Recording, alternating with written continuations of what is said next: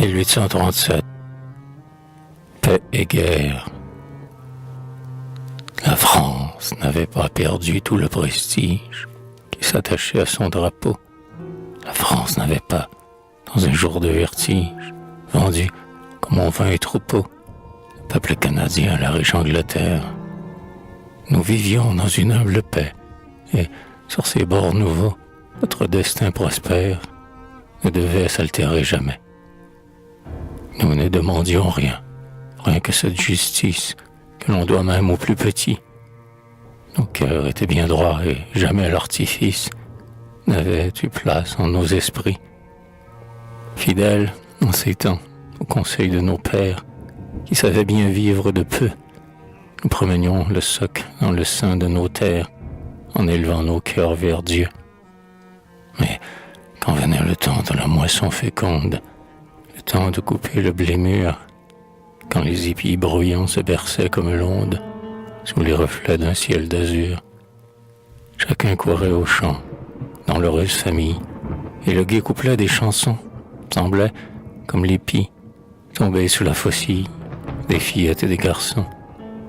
Et l'on dansait alors autour des blondes gerbes, sous l'œil de la lune, au vallon, et bien des petits pieds gentils foulaient les molles herbes aux gais accords du violon.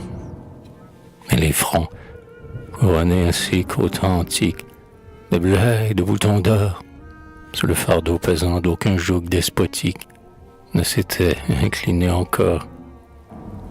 Ô jour heureux, jour d'amour et de gloire, où mon pays déroulait sous les cieux ces étendards que suivait la victoire. Jour de grandeur, pour vous pleurer, mes yeux, auront, hélas, d'intarissables larmes.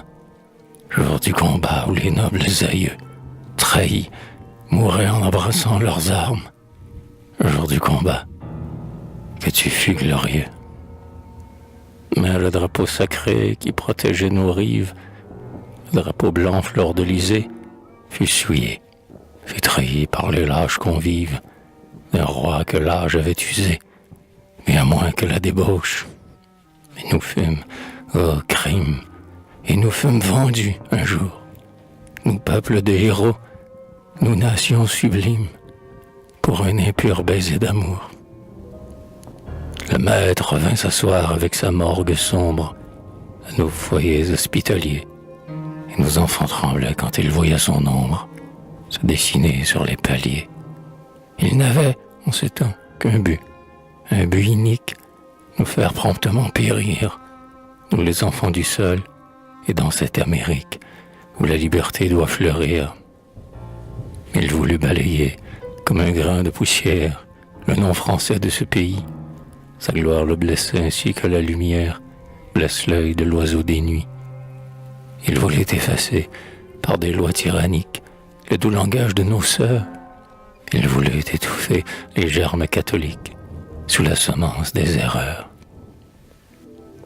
Des hommes se sont dit, dans leur haute sagesse, désarmons nos maîtres jaloux, ne versons pas le sang, nous que la force oppresse, et faisons taire le courroux.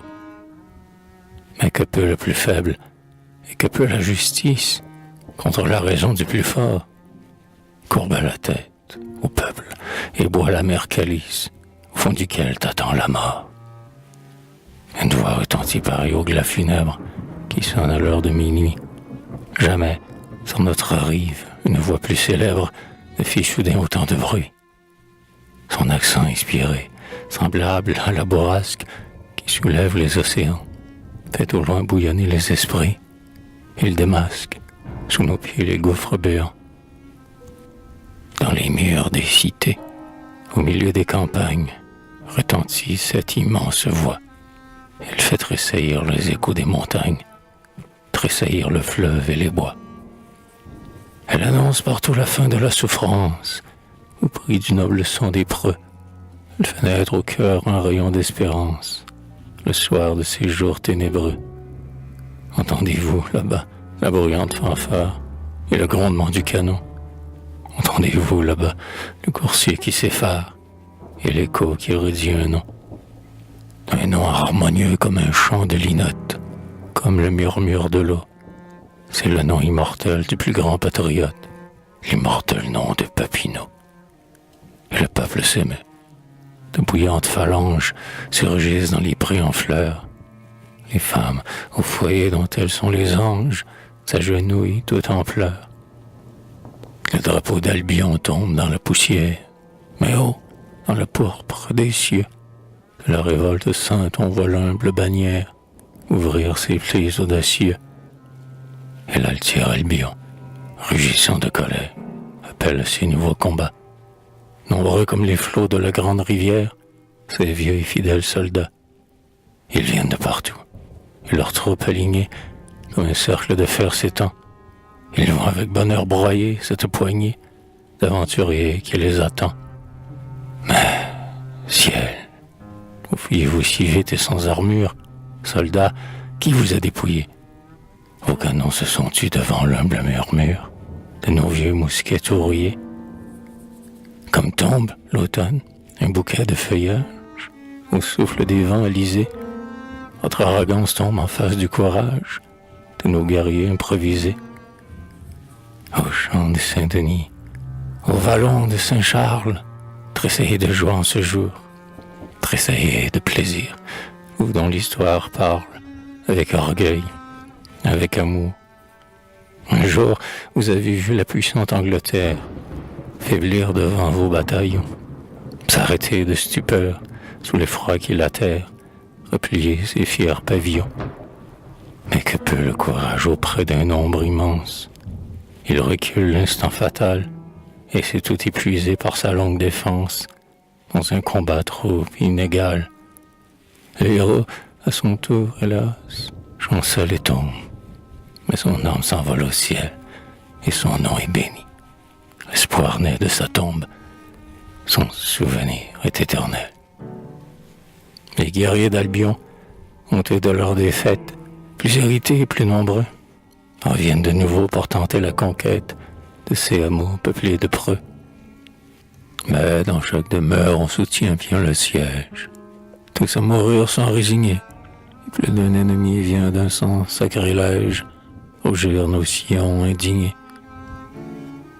Mais quel jeune guerrier, par-delà le grand fleuve, combat toujours armé du fer, qu'importe que partout une mitraille pleuve, comme la grêle de l'hiver. Du temple du Seigneur il fait sa forteresse, et les assaillants, par monceaux, tous ses coups vigoureux viennent tomber sans cesse, comme les épis sous la faux. Gloire à toi, ô chénier, le plus brave des braves, digne nos destins plus heureux. Gloire à toi, pour sauver ton pays des entraves, tu verses ton sang généreux.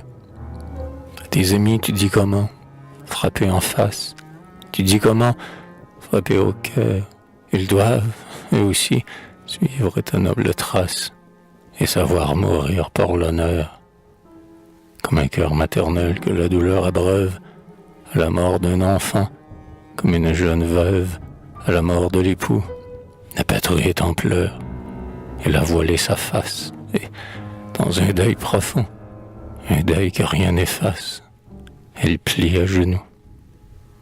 Sans armes et sans chef, même sans discipline, n'ayant pour se guider que l'audace divine qui produit les hauts faits. Les héros canadiens, sur le champ de bataille, ont bravé bien longtemps l'infernale mitraille des bataillons anglais. Ils sont tombés pourtant ces patriotes braves, mais leur mort brisait pour jamais nos entraves et porte leur gloire en tout lieu.